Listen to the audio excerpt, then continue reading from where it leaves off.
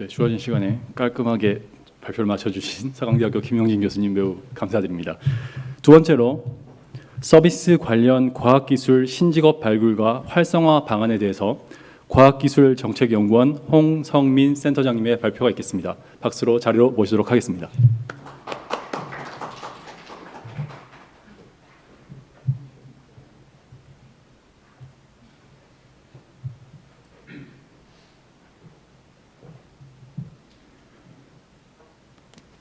안녕하세요. 방금 소개받은 과학기술정책연구원의 연구원에서 과기인재정책센터를 맡고 있는 홍성민이라고 합니다. 오늘 이 좀 중요한 자리죠. 진짜 서비스업 우리나라 앞으로 발전하는 데 있어서 상당히 중요한 부분을 논의하는 자리에 저를 초대해 주셔서 대단히 감사드리고요. 제가 하는 얘기는 사실 살짝 벗어날 수가 있습니다. 신직업, 직업에 대한 얘기를 조금 하긴 하지만 직무와 연결이 되긴 하지만 새롭게 부각되는 직업에 대한 얘기를 하는 거라서 살짝 벗어날 수 있지만 좀 편안하게 들어주시면 좋을 것 같습니다. 저희의 연구 결과를 갖다가 잘 정리해서 보여드리는 거니까요. 일단 먼저 다들 안다고 생각하는데 잘 모르는 것 중 하나가 이게 직업과 직무에 대한 그 기본적인 정의입니다. 사실은 직무 잡이라고 하고 우리는 보통 일자리 사실은 그 뜻도 있습니다. 직업이란 뜻도 있고 일자리란 뜻도 있고 다 있는데 좀 더 표준화된 표준 직업 분류 이런 쪽에서 얘기할 때의 직무하고 잡과 직업 아큐페이션은 약간 구분이 됩니다. 직무는 하는 일입니다. 하는 일. 잡은 하는 일이죠. 특정한 고용주를 위해서 개별 종사자들이 수행하거나 또는 수행해야 할 일련의 업무와 과업이라고 좀 어려운 말로 하지만 하여튼 그러니까 돈 받고 하는 일이라고 생각하시면 됩니다. 그리고 이런 것들이 하나하나가 좀 한 사람이 직업자가 저도 연구자입니다만 여기 와서 사실 제 본업은 보고서를 쓰는 거죠. 근데 그것만 하지 않습니다. 여기 와서 발제도 하고 이렇게 막 토론도 하고 서로 지식도 나누고 하는 여러 가지 일들을 합니다. 이렇게 비슷한 직무들이 모여 있는 걸 갖다가 직업이라고 하고 저 연구원 이런 직업이 생기는 거죠. 그런데 이런 직무 유사성이나 이런 것들을 볼 때는 사실 그러다 보니까 그 사람의 필요한 지식이나 경험, 숙련계, 직무 수행자가 입직을 하기 위해서 필요한 조건들, 그러니까 요구하는 조건들이죠. 어떤 너는 이 돈을 받고 일을 하려면 이러이러한 것들을 해줘야 돼라고 하는 것들을 다 해야 되는 겁니다.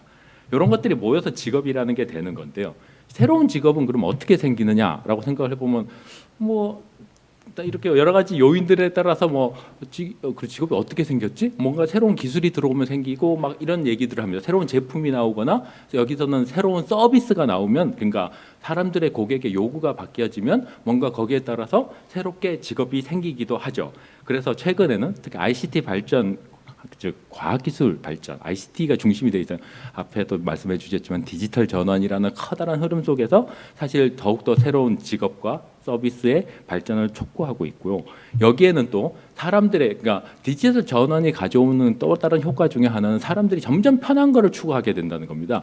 여러분들 스마트폰 너무나 잘 쓰고 계시지만 옛날에는 그냥 전화만 해도 감지덕지였죠. 이게 전화에서 카메라에서 모든 것들이 하나로 되면 사람들이 점점 이거 가지고 모든 걸 해결하려고 합니다. 점점 편해지려고 하죠. 그러면 이제 편해지려고 하는 욕구 속에서 새로운 니즈가 생기고 그런 거와 관련돼 가지고 새로운 직업이 생기고 하는 것들이 최근에 중요한 추세다라고 생각하시면 됩니다. 밑에 그림은 이렇게 다양한 것들이 모여서 사실 가장 중요한 거는 이 오른쪽에 있는 그러니까 실질적으로 생산품 시장이 바뀌거나 경쟁 시장 조건이 바뀌어가지고 새로운 제품이나 서비스가 받아들여지는 건데 그 외에도 사실 과학적인 발견이나 새로운 생산 기술 이런 것들이 들어오면 새롭게 사람들의 욕구가 반영되는 직업이 생길 수가 있는 것입니다. 갑자기 시간에 대한 부담이 확 생겨가지고 제가 좀 더 빨리 진행하도록 하겠습니다. 근데 이제 아까 제가 말씀드렸지만 디지털 전환이라는 게 생기면서 새롭게 됐는데 또 하나의 엄청난 충격이 다고 여기도 다 마스크 쓰고 계시고 저도 잠깐 벗었습니다만은 이 코비드19이라고 불리는 코로나 바이러스의 전 세계적 팬데믹 현상은 진짜 엄청난 충격이었죠. 근데 그래서 이제 전혀 다른 세상이 왔다고 생각하는데 사실 저희가 특히 직업을 바라보는 저희 연구자들이 생각할 때 이거는 사실 디지털 전환을 더 촉구하는 요인이다. 다시 말하면 디지털 전환이 돼가지고 이제 어느 정도 떨어져서 이렇게 화상 회의로 사실 옛날에는 세미나 하면 다 여기 모여가지고 다 들으시고 해야 되는데 이제 막 방송 유튜브로 중계를 하고 이런 세상이 됐죠. 이런 것들이 너무나 자연스러운데 이게 가능해진 게 사실 유튜브라는 그런 디지털 기술을 바탕으로 해가지고 이 영상을 갖다가 쉽게 전송할 수 있는 이런 기술들이 충분히 발달했기 때문에, 즉 디지털 전환이 충분히 이루어진 상태에서 모든 게 조건이 갖춰졌을 때 코비드 19라는 게 턱 터져가지고 사람들 뚝 떨어뜨려 버리니까 이게 더 촉전됐다, 이렇게 생각하시는 게 맞다고 봅니다. 즉 디지털 전환 옛날에 뭐 다 됐고 사실 거의 이제 터지락 말락 하던 그런 상황에 코비드 19가 나오면서 확 확산됐다, 이렇게 생각하시면 되죠. 즉 이런 상황 속에서 이 디지털 전환이 촉구되다 보니까 기본적으로 모든 기업들이 여기에 대응하려고 애를 쓰고 있습니다. 뭐 디지털화를 그 대응의 핵심 내용, 코비드 19에 대응하는 게 아니라 사람들 떨어뜨리고 비대면 사회를 만드는데, 그러려면 디지털 전환해야겠네, 재택근무 시켜야 되겠네, 이런 식으로 가는 거죠. 이게 뭐 어종별로 차이가 나고 뭐 이러지만 전 산업 평균으로 보면 77%의 기업이 디지털 전이 더 긴급해졌다. 물론 선진국에서 조사한 거긴 합니다만은 이렇게 긴급해졌다고 응답을 하고 있고요. 헬스케어 업종, 그러니까 가장 요중에 가장 낮은 헬스케어 업종조차도 58%의 기업들은 엄청 해야 되겠다, 이렇게 얘기를 하고 있는 상황입니다. 그럼 일자리는 어떻게 변할까요? 당연히 뚝 떨어져서 일을 하게 되면 어떻게 보면 원격하고 자택근무가 활성화되겠죠. 근데 이게 조금 더 나가면 소위 말하는 플랫폼 노동과 프리랜서화가 됩니다. 원래는 고용됐는데 너 집에 가서 일단 일 좀 해, 떨어져 있어야 되니까, 이렇게 하는 거랑 이렇게 자꾸 하다 보면 그냥 나 혼자 따로 해가지고 내가 벌어먹고 사는 게 훨씬 더 좋겠네, 이렇게 내가 1인 기업이 되거나 1인 서비스 업자가 되거나 이렇게 할 수가 있는 게 프리랜서하고, 이런 것들이 전문직 쪽에서의 프리랜서하고, 사실 플랫폼 노동이 안 좋으면은 아주 그 조그만 부분만 떼서 일을 시키는 그런 것도 플랫폼 노동이라서 이것도 양극화 현상이 좀 심합니다만은 하여튼 이런 것들이 되게 심해질 거다라고 누구나 생각할 수가 있는 거죠. 뭐 사례는 그냥 넘어갑시다. 미국도 일본도 뭐 어디를 봐도 이렇게 변하고 있고, 기업 전략도 이와 관련돼 가지고 많이 변하고 있다라는 증거 자료들입니다. 그리고 재택근무도 전부 다 많아지고, 근데 이게 직종별로는 조금 차이가 있어요. 사실 아시다시피 더 잘할 수 있는 쪽이 있고 더 못할 수 있는, 디지털 전환을 더 잘 받아들이는 직종이 있고, 그게 앞에서 보여드린 컨설턴트, 웹 디자이너, 온라인으로 모든 게 가능한 부분들이죠. 기획, 마케팅, 경영기획, 뭐 이런 쪽은 다 그렇고요. 현장 근로자들, 특히 복지업계 전문가같이 의료업계같이 직접 대면 서비스를 많이 해줘야 되는 분들은 이런 게 되게 힘든 게 사실입니다. 그런데 연구개발 서비스업까지, 저의 사실은 주 업무도 그렇고 제 주 관심은 과학기술 전문직인데요. 과학기술 인력에 대한 정책을 많이 연구하고 그런 제언을 하는 쪽이라 가지고 그쪽인데, 이쪽에는 사실 상당히 잘 발달되어 있는 비대면 사회 속에서 디지털화 전환돼 가지고 원격적으로 같이 일하는 게 발달하고 있는 게 사실이고, 더 받아들이기 쉬운 것도 사실입니다. 즉 전문가라고 해서 아닌 건 아니고, 이런 꼭 이렇게 위아래가 딱 나눠지는 건 아니지만 전문가 중에서도 직종이나 이런 거에 따라서 차이가 있다라고 생각을 하시면 됩니다. 그래서 앞으로 더 증가할 직무, 그러니까 사실은 옛날엔 처음에 이게 디지털 전환 얘기가 나왔을 때는 충격적으로 일자리 한 60 몇 %는 없어질 거야, 선진국은. 우리나라 한 70%도 없어질 수 있어라고 해서 엄청난 그 붐이 한번 일었었죠. 근데 그때 일자리라는 게 사실은 자합에 가까웠다라고 보시면 거의 틀림이 없다라는 게 요즘의 정세입니다. 즉 직무가 변합니다. 하는 일들이 변하고, 근데 그게 한 사람이 하는 일을 완전히 없애버릴 것이냐라고 하면 이건 약간 의문이 든다라는 게 요즘에 거의 정설에 가까워지고, 그러니까 직무가 막 변하는 겁니다. 그런데 그 직무가 변하면 그중에 더 중요해지거나 더 값어치 있는 일들을, 잡들은 생기는 거, 아니요, 아큐페이션들은 생기는 거고, 이런 직업들은 생기는 거고, 그렇지 않은 부분도 생기는 거죠. 이게 조금 갈라지는데, 특히 ICT나 데이터 관련 전문직 수요가 뚜렷한데요. 이거 비즈니스 개발이나 전략 관련 전문직의 부각도 두드러지는 게 사실입니다. 이게 뭐 이 퓨처 잡 서베이는 사실 WEF가 월드 이코노믹 포럼이 거의 매년 하고 있고 발표를 하고 있는데, 기업가 분들에게 직접 조사를 하는 거라서 현장 수요를 많이 반영한다고 생각하시면 됩니다. 보면 수요 증가 쪽에 1, 2, 3, 4 쭉 보시면 디지털 직무가 쫙 나오고 있는 걸 보실 수가 있을 것입니다. 그리고 없어지는 쪽에서는 뭐 감소하는 쪽에서는 뭐 입력하는 사람, 회계나 기본적으로 뭐 하는 사람 이렇게 나오지만, 최근엔 인적 자원 전문가 같이 이게 디지털화가 심화되면 업무들이 중에 표준화가 될 수 있는 건 점점 더 바뀌고 있는 거죠. 이렇게 감소하는 것도 늘어나고, 이게 변화가 나타나고 있다는 걸 알 수가 있습니다. 그럼 우리나라는 어떻을까? 라고 궁금해지죠. 그래서 우리나라의 경우를 우리나라에서도 직업 사전이라는 걸 발간을 합니다. 뭐 1년에 매년 나오는 건 아니고요. 이게 2020년에 근데 마침 딱 발간이 됐고 한 12년하고 비교가 됩니다. 12년하고 비교된 통합본 제5판을 보면 신생 직업이 어디서 나왔냐? 똑같습니다. 4차 산업인도 과학기술 발전, 고령화된 인구학적 변화, 전문화 등 사회 환경 변화, 정부 정책적 제도 변화 이런 것들에 따라서 나타났다는 게 나타나는데 그 중에 34.4%인 90직업 새로 나온 직업 중에요. 97개가 과학기술의 역량을 많이 쓰는 전문 직업들입니다. 34%면 3분의 1이나 되네라고 생각할 분도 있고 이게 그것밖에 안 돼라고 생각하실 분도 있지만 우리나라에서 보통 이 과학기술 전문 직업에 해당되는 건 전체 직업 중에 한 6, 7%가 될까 말까 하거든요. 근데 신생 직업은 34%다라고 하는 거는 전혀 다른 얘기가 되는 거죠. 이만큼 과학기술과 관련되는 쪽이 많이 늘어나고 있다. 그 중에서도 어느 쪽이 보시면 아시겠지만 뭐 사이버 포렌식, 뭐 디지털 장의사 뭐 이런 것도 나왔지만 직업 사전이라는 건 어느 정도 직업이 생겨서 이게 우리 사회에 있는 직업이구나 하는 것들을 등재하는 겁니다. 등재하는 거기 때문에 이게 좀 생소한 게 있다고 하더라도 어디선가 누군가는 이런 일을 하고 있구나라고 생각하시면 좋을 것 같습니다. 이런 것들이 블록체인 개발자, 인공지능 엔지니어 같이 다 빅데이터 전문가 너무 익숙하게 요즘 많이 드는 그런 사람들이 쭉 있는 거죠. 이런 직업들이 새로이 등재됐습니다. 물론 그 외에도 사회의 욕구가 좀 더 세분화되고 변하면 유품 정리사, 애완동물 행동교정사 이런 것들도 다 생기긴 하는 거죠. 모유 수유나 범죄 피해자 상담원 같은 것들도 이제 사회 환경 변화에 따라 생긴 직업이고 정부 정책에 따라서 아예 사회적 경제 활동가처럼 적극적으로 지원해서 만드는 그런 직업들도 있긴 있습니다. 이런 식으로 우리나라 변화인데 그래도 디지털 전환이란 앞에 큰 사회 경제적 기술적인 변화가 얼마나 크게 영향을 미치고 있는가 하는 건 아실 수가 있죠.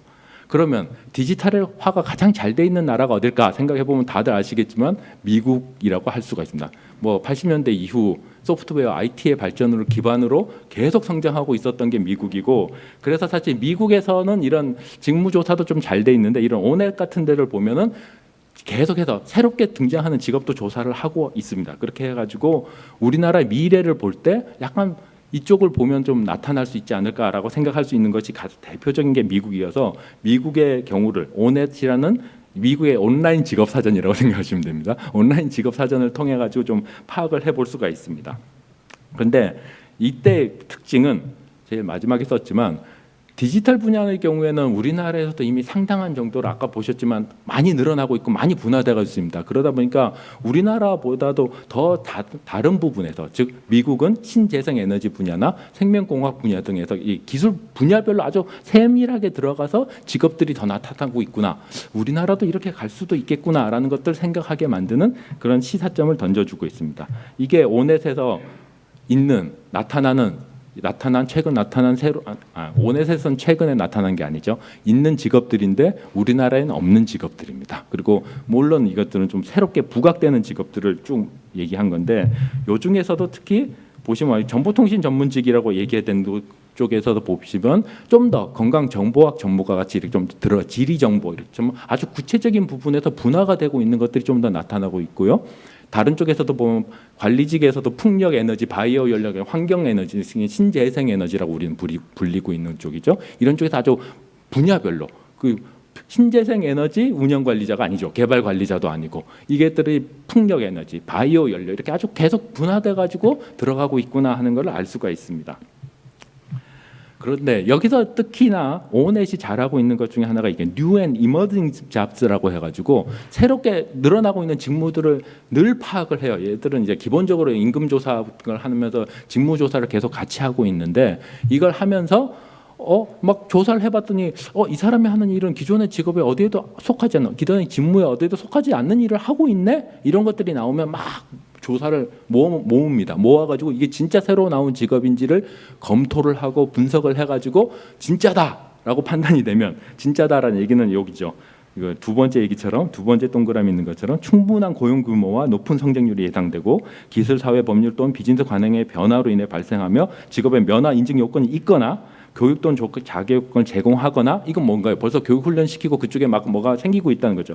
직업에 관련된 전문 협회가 있는 경우 뭐 어느 정도의 고용 규모가 나타나는 경우 이런 것들을 갖다가 New and Emerging Jobs라고 해가지고 발표를 따로 하고도 있습니다. 즉 직업이라는 게 새로 생긴다는 거는 대부분 아까도 보셨지만 계속 분화가 되는 게 더 완전히 하늘에서 뚝 떨어지는 케이스는 잘 없죠. 기존에 하던 일들이 자꾸 점점 커져가지고 이 직무가 점점 커져가지고 이거 한 사람이 이 직무 저 직무를 다 하면은 너무 힘들어지겠네. 이걸 분리시키자라고 하면 그게 분리되면 그래서 두 사람에게 맡기면 직업이 된다라고 생각하시면 되죠. 옛날에는 통계학자만 있었는데 빅데이터 같은 것들이 생기고 이제 새로운 숙련들이 필요해지니까 데이터 사이언티스트가 나오고 좀 더 분화가 되면 데이터 어널리스트도 나오는 거죠. 이런 식으로 분화가 되고 이것들이 크게 늘어나고 있는 것들을 계속 파악해서 발굴하고 있다라고 생각하시면 될 것 같습니다. 그리고 서비스에도 이제 서비스로 돌아가서 이제 전체적으로 직업에 대해서 얘기를 드렸는데 서비스라고 다를 것이냐 그게 아니라는 거예요. 앞에 뭐 온디맨드 얘기를 계속 앞에 발표자분께서 김영진 교수님께서 계속 말씀해 주셨지만 사실 이런 것들이 계속 발전되면 어떤 일이 벌어지냐 서비스 업종에서도 데이터 분석가들이 필요해지는 겁니다. 그 사람들이 계속 쫙 퍼지는 거죠. 그래서 데이터 분석가는 특별한 직종이 산업에만 머무는 게 아니라 전 산업에서 인력 수요가 발생되니까 확 늘어나가지고 지금 부족하다고 난리가 나는 이런 사태가 벌어진다고 생각하시면 될 것 같습니다. 그래서 같은 조사에서도 소비자 서비스나 금융 서비스, 헬스케어 서비스 등 대표적 서비스 업종에서 부각되는 대표적인 직무 역할들을 하면 상위 3, 4개는 항상 데이터 분석가, 빅데이터 과학자, AI 및 머신러닝 전문가, 공정 자동화 이게 전부 다 디지털 전환과 관련된 사람들이죠. 이런 것들이 늘어나고 있다라는 것들을 보여주고 있습니다. 그런데 우리나라에서는 이 신직업이라는 걸 사실은 일자리로서 좀 접근을 해가지고 신직업을 많이 만들면 관련되는 일자리가 많이 생길 수가 있기 때문에 그것도 사실이죠. 그렇기 때문에 그걸 촉진하기 위해서 이런 신직업을 발굴하고 지원하는 그런 것들 정책들을 많이 펴왔습니다. 많이라기보다도 꾸준히 펴왔습니다. 13년 이후로 계속 발굴해가지고 어떻게 하면 더 활성화시킬까 이런 것들을 많이 해오고 있었는데요. 과학기술 쪽에서도 사실 저희 쪽 과제는 진로 지원 과제라고 해가지고 어린아이들을 이공계 쪽으로 많이 끌어들이는 쪽으로 많이 하고는 있는데 그렇게 과학기술 직업에서도 새로운 신직업들을 발굴하고 지원해주는 역할을 계속 해왔습니다. 그래서 14년 벌써 15년이니까 6, 7년 된 거죠, 사실은. 이때 이런 공공 수요형 신직업과 민간 수요형 신직업을 발굴해 가지고 이런 것들이 앞으로 커질 거고 좀 더 많아질 거다라고 했는데 여기 또 민간 수요에 기반한 서비스 직군 경우에는 수요 증가의 가능성은 계속 나타나는데 업무 독립성이 낮고 처우나 전문성 인식도 낮은 게 사실 현재 현안입니다. 이게 바로 저희가 따로 감성인식 기술 전문가라든지 SNS 전문가, 미디어 콘텐츠 크리에이터 같은 것들을 분석했는데 업무 독립성이 낮다라는 얘기는 뭐죠? 다양한 기존 직업을 병행, 그러니까 이것만 따로 별도로 분리되지가 아직 못한 거예요. 같은 직업을 가지고 있으면서 이걸 그냥 같이 하는 경우가 더 많은 거고 이건 직업의 활성화 혹은 일자리의 활성화하고는 조금은 먼 얘기가 될 수도 있는 거죠. 이게 잘 되려면 사실은 노동시장에서 아까 온데트에서 나타난 것처럼 충분하게 이렇게 수요가 발생하고 많이 늘어나는 것들을 파악한 다음에 그쪽에서 더 신직업들이 어떻게 나타날까를 해야 되는데 그런 부분들이 좀 아쉽지 않았나라는 생각을 하게 됩니다. 그래서 신직업, 일자리 이런 걸 늘리려면 뭘 해야 될까라고 생각해 보면 일단 전 기반을 갖춰야 된다. 직무 우리나라에서 사실은 잘 아시다시피 직무 기반 노동 시장이 없었어요. 솔직히 직무 어떤 일을 하는 거에 대해서 돈을 준다 이런 개념 자체가 별 없죠. 그러니까 이 사람은 예를 들면 저 같은 경우는 정부 출연 연구기관에 있죠. 정부 출연 연구기관에 있는 연구원이야, 아니면 대기업 연구소에 있는 연구원이야, 중소기업에 있어 뭐. 무슨 방송이라서 약간 조심스러운데요. 이런 기업에 있느냐 없느냐 이렇게 나누지. 그러니까 기업별 노동시장이 더 많았지 직무별 노동시장이 거의 없었어요. 그런데 이제 직무가 중요해지고 일자리에 변화가 생기고 이런 것들이 점점 더 중요해지니까 이거 해야 되겠어라고 얘기를 하는데 관련되는 이제 생기고 있죠.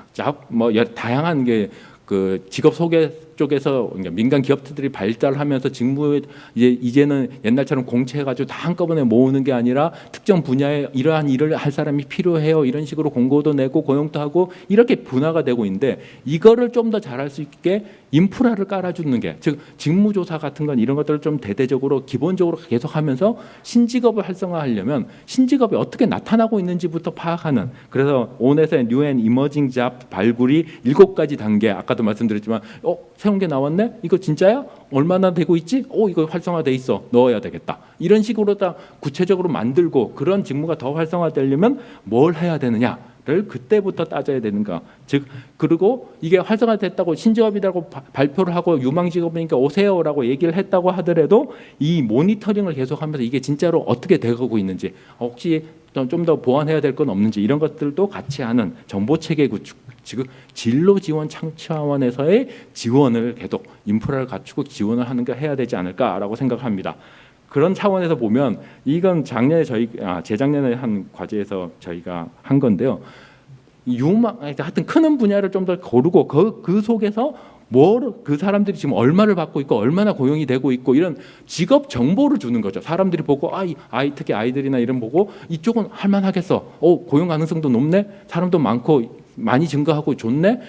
내가 이쪽을 좀 가봐야지. 그러려면 뭘 해야 되지? 여기 일하는 사람들은 이런 식으로 분포가 돼 있었구나. 그러면 나도 이쪽을 좀 공부해 볼까? 가장 많은 게 이쪽이니까 이쪽을 해봐야지. 이런 식으로 생각하도록 하는 체계적으로 사람들을 계속 길러내도록 정보를 주는 쪽으로 해야 되지 않을까라고 생각해서 말씀을 드린 거고요. 신직업 하니까 계속 이제 새로운 직업에 대한 얘기만 벌써 시간이 너무 많이 됐습니다. 마무리를 빨리 하겠습니다. 신직업 하다 보니까 새로운 직업에 대한 얘기만 하는데 신직업이 나오려면 직업 자체가 활성화돼야 되죠. 당연히 일자리가 더 많이 만들어져야 됩니다. 그렇다면 디지털 전환이든 이렇게 급격한 변화 속에서 기업들이 하는 대응을 얼마나 더 잘 지원해 줄까 하는 것들이 필요한 거고 이걸 위해 가지고 가장 먼저 해야 될 것이 저희가 생각할 때는 이 대응 전략이 몇 가지가 있어요. 이것도 이게 맥킨지 쪽에서 주로 연구를 한 겁니다만은 이 디지털 전환에 대해서 파괴자적으로 접근한 쪽이 있고 이제 전략적으로요. 효율 향상자로 접근한 쪽이 있고 인간기계 협력자로 접근한 경우가 있습니다. 특히나 효율 향상자나 인간기계 협력자가 서비스업의 일반적인 거하고 많이 맞아요. 근데 사실은 저희가 했지만 배송하는 쪽에서는 효율 향상적으로 사람을 기계로 대체하는 그런 것들이 많이 일어나고 인간기계 협력자는 헬스케어나 이게 그런 쪽에서 많이 일어나는 부분이죠. 사람들하고 대면하는 것들이 직업의 그러니까 기술의 도움을 받아가지고 기계의 도움을 받아가지고 더 발전하는 그런 케이스인데 이런 식으로 근데 이렇게 대응하는 거에 따라 기업의 대응 전략에 따라서 대응해야 될 내용이 좀 달라지는 거죠. 비즈니스 모델 혁신 이용하는 아주 새로운 모델을 만들어내는 거니까 R&D를 기반으로 뭔가를 하는 게 필요할 거고 효율 향상자 이러면 노동시장이 일단 유연화되면서 이게 그냥 유연화만 되면 사람들 떨어지다 나가는 사람들의 전환이나 이런 것들 안 되니까 직업 안정망을 강화하는 것들이 같이 붙여줘야 되는 거고 인간기계 협력자 유행이 되려면 공학교육 혁신처럼 그러니까 기계랑 아까도 말씀드린 협력 참 못하는 게 진짜 우리나라의 사실이기 때문에 어떻게 하면 협력을 잘할 수 있을까 하여튼 공학 교육을 할 때도 이런 것들을 기본적인 트랜스퍼러블 스킬이라고 저희는 표현을 합니다만은 이런 기본 역량들을 키우고 같이 일할 수 있게 만들어지고 이것들이 또 끊임없이 재직자들도 같이 일하고 계속 발전시킬 수 있도록 학습 능력을 키워나갈 수 있도록 지원해주는 형태로 해가지고 일자리의 분화 그리고 기업의 대응 전략을 지원하면서 사람들도 거기에 맞춰서 고용이 될 수 있게 고용 가능성을 높이게 어떻게 할지까라는 고민을 했으면 좋겠다까지가 저의 발표의 마지막입니다. 힘드네요 역시. 그래도 잘 들어주셔서 감사드리고 오늘 이것으로 마치도록 하겠습니다. 감사합니다.